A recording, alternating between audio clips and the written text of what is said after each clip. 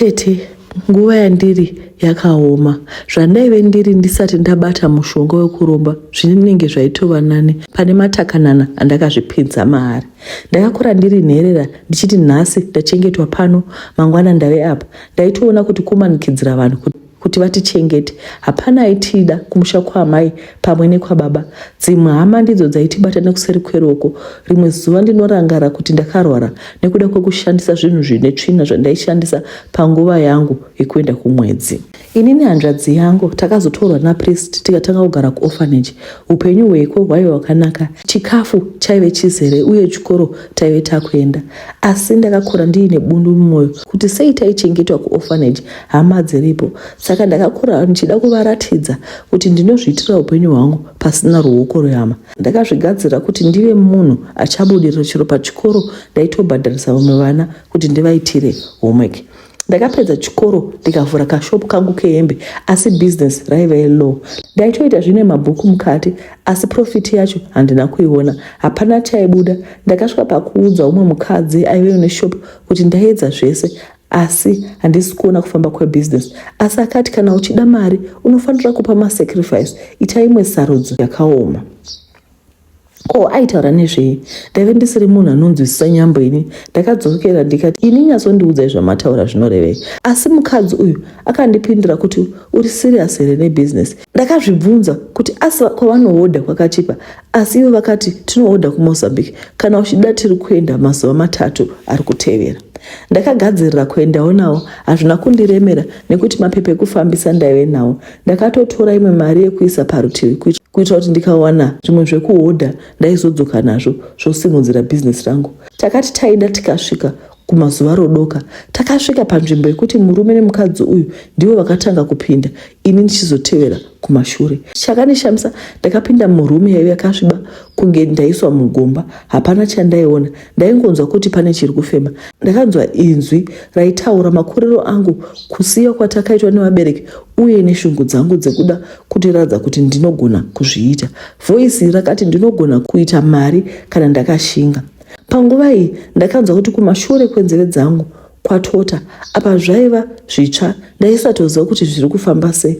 Munhu uyu paaitaura akandipa tsvimbo kuti ndinorova chinhu chinenge chamira munzira mangu. Pekutanga pakauya tadpole.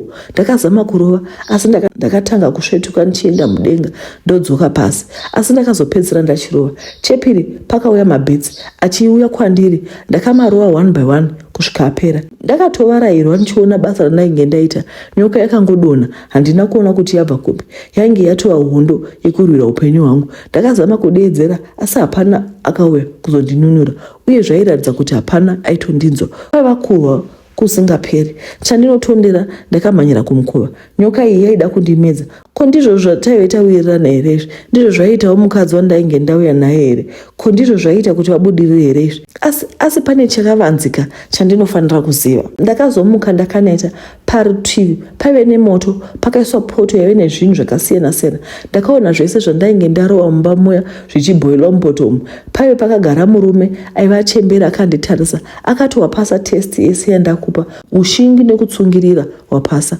Murume uyu akandipa coin rebronze akatunoisa mumvura, opota uchingochinja mvura everyday tichigara mushopu mako. Ndakadzoka kunyika kwangu ndikaita zvese zvandaive ndaudza nemuchemberi uyu. Zvakatanga kundiitira, makastoma akatanga kuuya.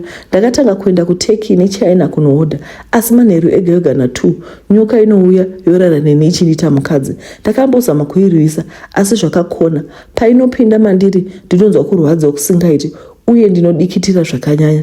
Izvi zvinoitika kwe30 minutes. Ndakatanga kunzwa kusada kurara kana kunonoka kurara, asi kana nguva dzokuti nyoka iyi iuye ndinopandotanga kunzwa hope. Business rangu rakatanga kuita, asi hama dzangu dzakatanga kufa every year. Vanofa senhunzi. Veukama vakasvika pakundiconfront nekuda kwekuuraya kwandiri kuita hama. Vanondipomera kuti ndinoshandisa ropa rehama kuita mari. Vamwe vakafamba vakaudzwa nemaprofits kuti ndine nyoka inovakweva ropa. Hanzvadzi yangu yave kurwara njere, inorarama nekudya mabhini. Ndapererwa, ndingori nenyoka yandisingazivi kuti ndiitei nayo. Ndakambodzokera kune muchembere uyu, asi ndakasvika ndichiudzwa kuti akafa mwedzi wadarika.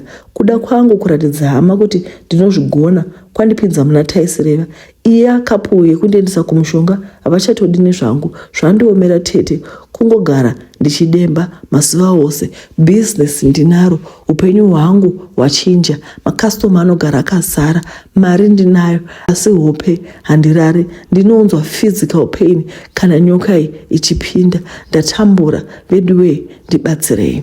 Iyi nyaya inoti kakutyisa, especially pakunzwanzi nyoka inopinda mukati mangu ndonzwa physical pain. Nyaya dzachona dzinototyisa, kweko kupinda murumu ine rima wotanga kugwisana nezvinhu. Mazuva atakurarama mazuva anotyisa chaiwo. Ndipo paperera nyaya yedu inyaya inoti kutyisa chaiko. Kune vaya vanowanzouya kuinbox vachiti tinoda dzidzai, zvinohlisa zvinhu izvi, zvinohlisa. Unogwisiwa nenyoka ugopinzwa muna taisireva, hama dzikopera zvakaoma. Veduweka handitombozivi kuti tingavabatsirawo sei, asi ndinongofunga kuti kungoita repent kuya kuna Jesu hapana chinokunda Jesu. Kungoendesa kumaprofita munozvipisa, unongotsvakawo vanonamata mweya nezvokwadi vokubatsira kupisa, upenyu hunodzoka kuita back to normal, wotorarama. Asi unofanira kuva prepared kuti zvese zvakauya neupfuma zvinobva zvadzokera kwazvakabva. Handisiwo kuti bibi vanhu vakuru vanoona pano mungatibatsirawo sei. Ngosiyawo makomenti enyu.